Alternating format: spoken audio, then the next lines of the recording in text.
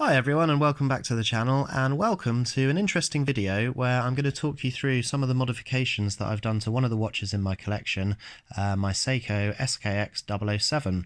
Now the reason why I'm doing this video is that I've actually just ordered a whole load of new parts, so actually the whole look of the watch and all of the modifications are likely to change in the next couple of weeks, so I just wanted to capture a quick video so you can see some of the modifications that I've done so far.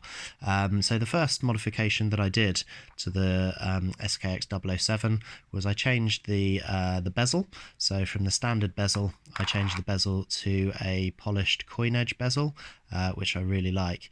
And actually that is in keeping with one of the other vintage watches that I've got. So this is a 1959 Precision, Rolex Precision, and that actually has the coin edge on it as well. So I thought that was sort of quite fitting. The second thing that I did was that I changed the standard bezel insert from the standard black to the Coke variation. So this is a 24-hour GMT Coke bezel insert. It's a shame that I couldn't find one that was a 12-hour. You can see it here on a Batman bezel that I have. So if anybody knows where I could get a Coke 12-hour GMT bezel insert, then leave a comment or a link below in the comment section so I can check that out. So the bezel inserts. The next modification that I did was that I swapped out the lens. So I took out the standard lens that you get on an SKX007 and I put in a double domed lens. So that just adds a lot more depth to the watch. And also it's got an anti-glare coating on it, a clear coating on it as well, which is cool.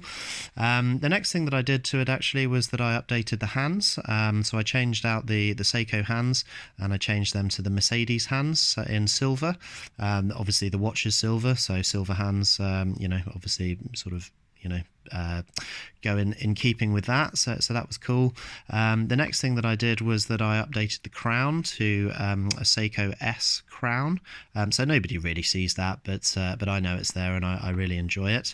And then the last thing that I did was I actually updated the movement from the standard SKX007, which is the 7S26 movement, to the NH36 movement.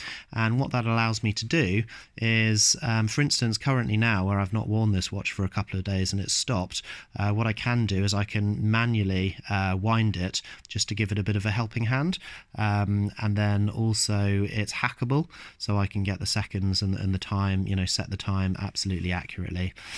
So like I say, I've ordered a load of new parts for this, so this watch is fundamentally going to completely change, and I'll be carrying out those modifications over the next sort of 2 weeks or a month or so.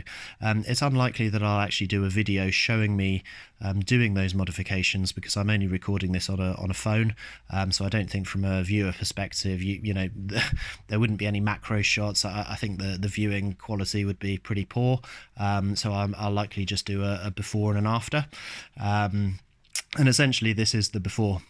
So I've already modified it quite heavily, and some new modifications coming very shortly. So thanks a lot for watching. Do like and subscribe. I am going to be doing more regular content, so I'd really appreciate it if you could like and subscribe to grow the channel, and also leave me a comment as well, because I do read all of the comments and I do post comments in return as well.